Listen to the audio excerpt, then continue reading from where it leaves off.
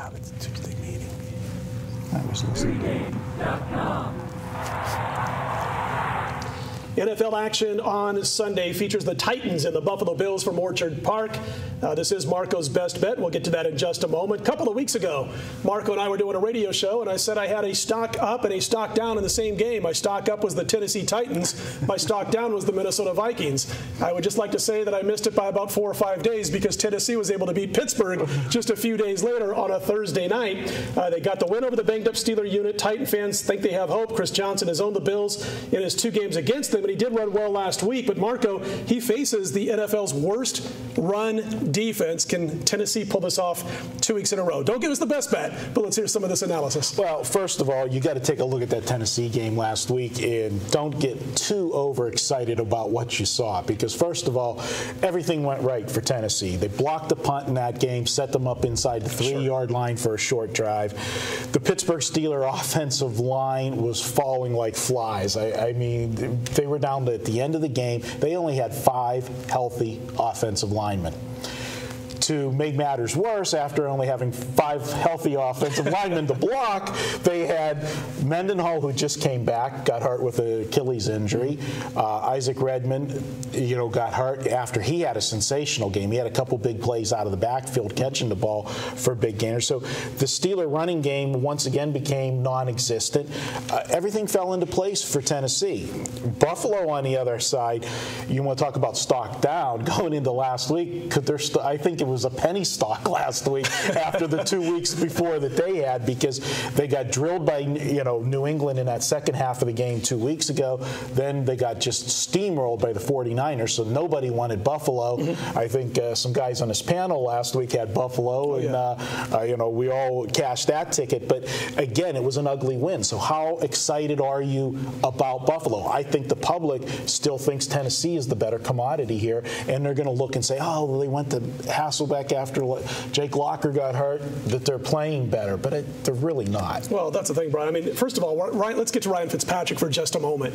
Everybody who's followed me knows what I think of Ryan Fitzpatrick. He's a good second-string NFL quarterback. He should not be a starting quarterback around a team that hopes to get to a postseason. But the bottom line is now he's facing a really weak defensive front. Tennessee doesn't get to the quarterback. They haven't all season long. So is this just what the doctor ordered for Fitzpatrick and Buffalo to finally, put it together as far as the offense is concerned? Yeah, I talked about this in the Counter Football Showdown last week, and I had Buffalo, and we all had Buffalo, and I said that Fitzpatrick is very good when he doesn't have to win the ball game for you. So they're playing an Arizona team that doesn't put up much offense, and they go and they win that game. But I have serious concerns about this Tennessee defense, and I know you make power ratings, Scott, and I've got like Jacksonville, Tennessee, Cleveland, the 3 worst teams. I'm sure you're somewhat similar. And you've got a Tennessee team who's given up 390 yards to every single team they played this year, except Houston. Only problem is Houston scored 38 points against them. They didn't need to put up a lot of points on the board, a lot of yardage on the board, and that's what I have a concern with. Buffalo played 2 games in a row on the West Coast, but they stayed in Arizona. It didn't come back and forth, which is a negative. But in Buffalo's weakness is defending the pass. I don't see Tennessee attacking them through the air, so that's a concern there. But I think it's going to be a high-scoring game, but I'll let Marco give it out here. Well, I was going to ask you, Marco, you got the Bills, whose defensive front is going to face a Titans offensive line that has given up 9 sacks the last 2 weeks. Matt Hasselbeck is going to escape a lot of on-rushing defensive linemen, and I know he threw for 290 yards in the win over Pittsburgh, but as you said, that was a misleading final score. They were set up with a couple of nice situations throughout that game. The Titans have been held to 14 points or less 4 out of 6 games so far this season, and the offense only scored 2 of those touchdowns against the Pittsburgh Steelers. So those 290 yards that Hasselbeck threw for means about that much as far as I'm concerned. Absolutely, and you touched upon the defense. I mean, Tennessee's defense, they have not stopped anybody. Actually, last week was the lowest point output that they had, and that was against, we said, Steelers that were all banged up. Everybody else, Minnesota, Houston, Detroit, San Diego, New England, have all scored 30 or more points against this defense. Now, granted, there's some good teams in there too, but there's some, not so good teams. I think Buffalo scores on this team. Tennessee, they're not good. And last week we're going to see public perception. We talk about it every week, and I try to, my best bets, I've been trying to zero in on public perception plays.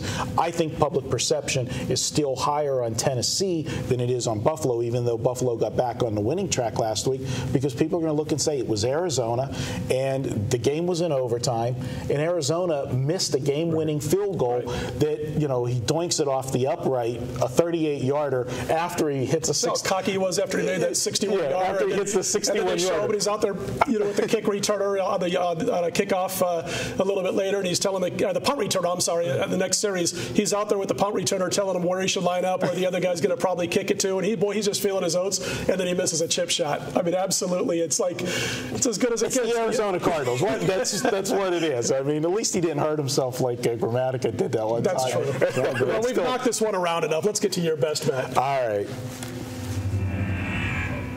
All right, I hinted to it. I talk about public perception every week, and I try to find a game where I feel we're getting great value. This is the game I feel. Everybody knows how the dogs have been covering in the NFL this year. You're going to start to see a regression to the mean because Vegas is a reactor. They know what's happening with all of these dogs. They're going to start shaving the lines, and I think this is one of these games where we're getting great value. I think 3 is an absolute steal on the Buffalo Bills. Also, the Buffalo Bills, we talked about them playing 2 weeks in a row on the road. Well, they've got 2 weeks coming up on the road again. This is their only home game on the schedule in a 5-week period. Do you think they have it circled? They got to get this win? Yes. I like the Buffalo Bills. The Tennessee defense, horrible. Even Fitzpatrick, your big guy, will be able to move the ball against this defense. I got the Buffalo Bills. They win by 11 to 14 points. I'm going to call for 34-23 Buffalo Bills. We're 7-1 with the video best bets this year. Let's make it 8-1 this week. Good luck with it, guys. You know when a bad run defense gets good? When there's no threat of a passing game beating you. I'm with you on Buffalo. Marco's best bet, the Buffalo Bills minus the points. More all weekend long right here at pregame.tv.